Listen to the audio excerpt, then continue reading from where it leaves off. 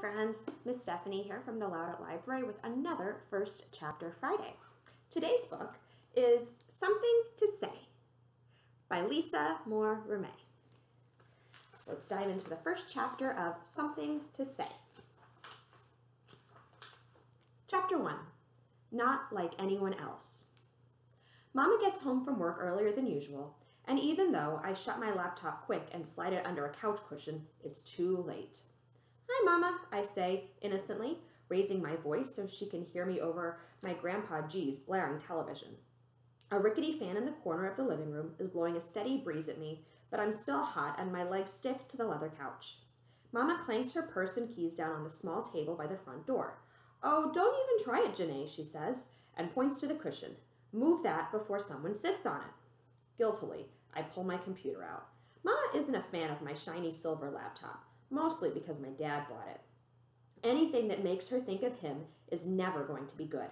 She's always talking about what he should or shouldn't do, but she never says it would be better if he came by more. I guess I'm the only one who thinks that.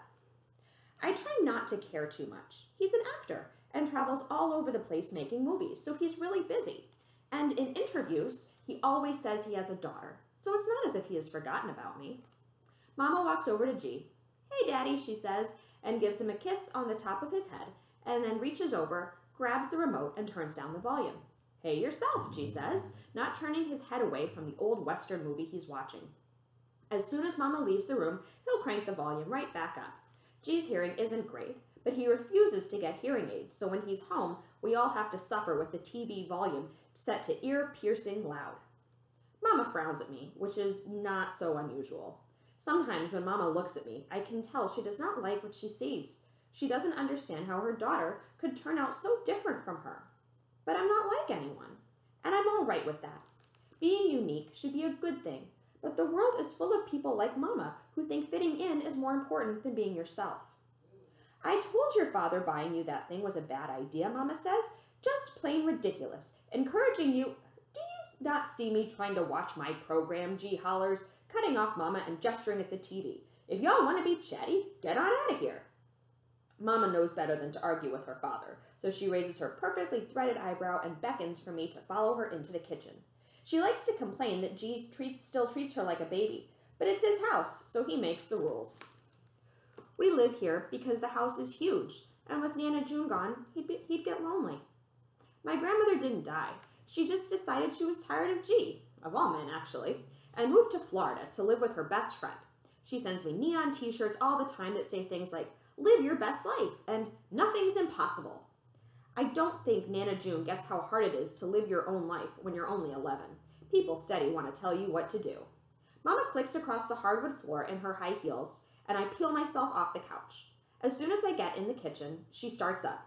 "Your father gave you that computer so you could do your homework, not watch that foolishness."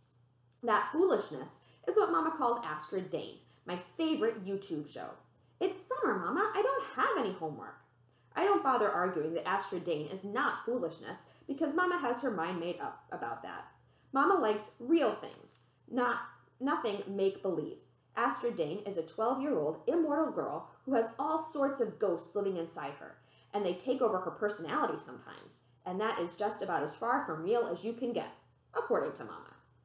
But I love Astrid Dane. Mama crosses her arms tight across her chest and stares at me. "What exactly are you wearing?" Her tone implies I am wearing my panties on my head. I look down at myself as if I don't remember what I have on. Just a vest I made? I can't help my voice going up at the end. Nana June taught me how to sew. I can't do a whole bunch, but a vest is pretty easy. And this one is great. It's an exact copy of what Astrid Dane wore in the corruption episode. I paid attention to every detail, even getting the elephant buttons right. "Lord, girl," Mama starts, and I know nothing good is going to come after that. "How are you going to have any friends if you walk around in crazy costumes?" I don't answer, and not because I don't want friends, but I don't need them the way some people do, especially if what I wear is going to matter to them. Mama acts as if that means there is something wrong with me. The kitchen door gets pushed open, and my brother Malcolm crutches in. He's been on crutches since his surgery a few weeks ago. You really need to come home and start hollering like that, he asks Mama. Malcolm's not afraid to talk back, even to Mama like I am. Maybe because he's older, but probably even when I'm grown up and not living with Mama anymore, I'll still be scared to speak my mind. Mama puts her hands on her hips. How come you didn't start dinner? She asks Malcolm, and I feel guilty right away. Even though it's Malcolm's turn to cook, I should have done it, especially since his injury is all my fault.